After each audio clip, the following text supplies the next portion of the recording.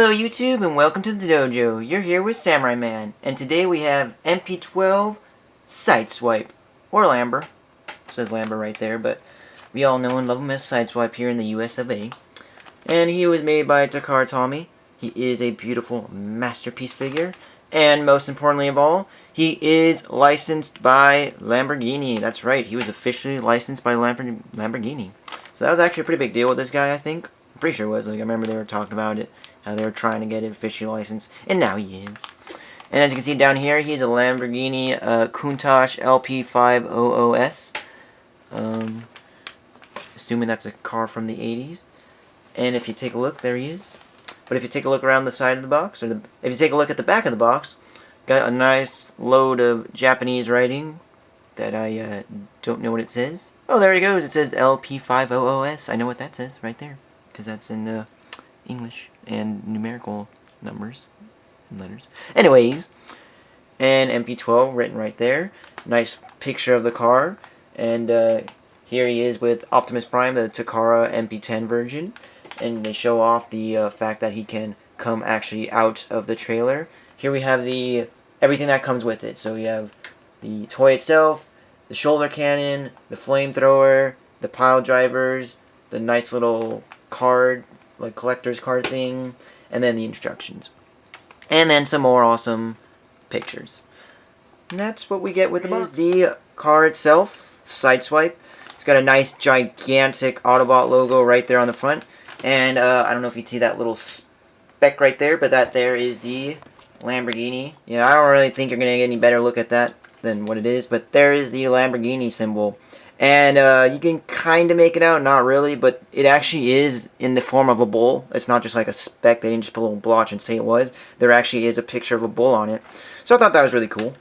And then they got here the clear headlights. Here you got the grille. Nice silver rims here on the side. Here we have the doors, black transparent plastic for the windows, and we'll talk about that in a sec. Here it says Countach, and right up here it says Lamborghini, so that's really cool. And he's got the brake lights and the turn signal lights, and here you got a cool nice spoiler across the top. That's what makes this car really awesome to me. I think it makes it more, I don't know, sporty with that. And that's pretty much all there's to say. You can see here there's a little bit of gappage issue. It might be just something, might be a little mistransformed inside. I'm not sure. I'll have to take a look at that. You can see that there is a little paint mesh there and there. I'm going to go ahead and just take a little bit of red paint and do that myself. It is unfortunate. This is a masterpiece. We shouldn't have to deal with little paint meshes, but they are there.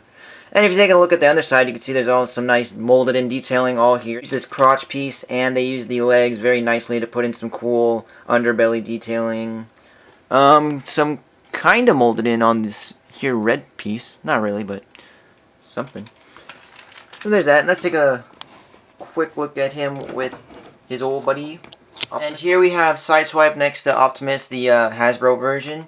And you can see the scaling works together very well. It's a nice good size. Optimus is obviously bigger. It'll be hard to determine what the next figure size will be, just because Optimus is obviously a bigger figure, so he's going to be bigger. So it's hard to say if the next figure that's supposed to be about this size will be this size. I'm not going to count Red Alert just because it's the exact same mold, so obviously he is going to be the same size. And you can't really count Soundwave because he's a cassette player, so obviously he's going to be not any vehicle size. I don't know how else to phrase it. He's going to be the size of... He's actually going to be maybe a 1-to-1 scale cassette tape player. So that'll be cool. Anyway, so there's a nice little shot there of them too. You can see the Autobot logo is actually maybe the same size. It actually does look the same size, so that's cool. I don't know if they purposely did that or if it's coincidence, but I like it. This figure does come with a few nice weapons. He has here the flamethrower, as I said, and the shoulder cannon. And if you want, you can go ahead, turn it on the side, turn the flamethrower on the side, and just... see if I can... oh, there you go. There's a hole here. It's a weird shaped hole. But you just take the gun, and then you just put it in. Fits like a glove. Now we have a double barrel cannon. And there is a nice little spring, this black little square you can see there. That's actually spring loaded. So what you want to do is just take the bottom part, the black piece, match it up. If I can get it in right. There we go. And now we have a cool, nice little double barrel cannon. I do wish it did go in more, just because there is a bit of a gap there. But I guess it's fine, just because the gun does have some, it is on a hinge, so you can have it aimed up or down. So I guess it is a cool thing that they have it like that. And some people don't like it. I think it's alright. I feel like if they made this on the sides, it'd be cooler. But then again, they would have to put ports there, and that would just make the vehicle mode look bad. So this is definitely good enough for me. I do think it looks nice. I mean, in fact, even if you just took off the flamethrower, I think that would probably look better. But it's just a nice little storage if you don't want to have to lay your accessories out. It's a nice little storage, so that's cool. There is, as far as I know, there is no storage for the pile drivers, unfortunately, for vehicle mode. But we'll get into that later.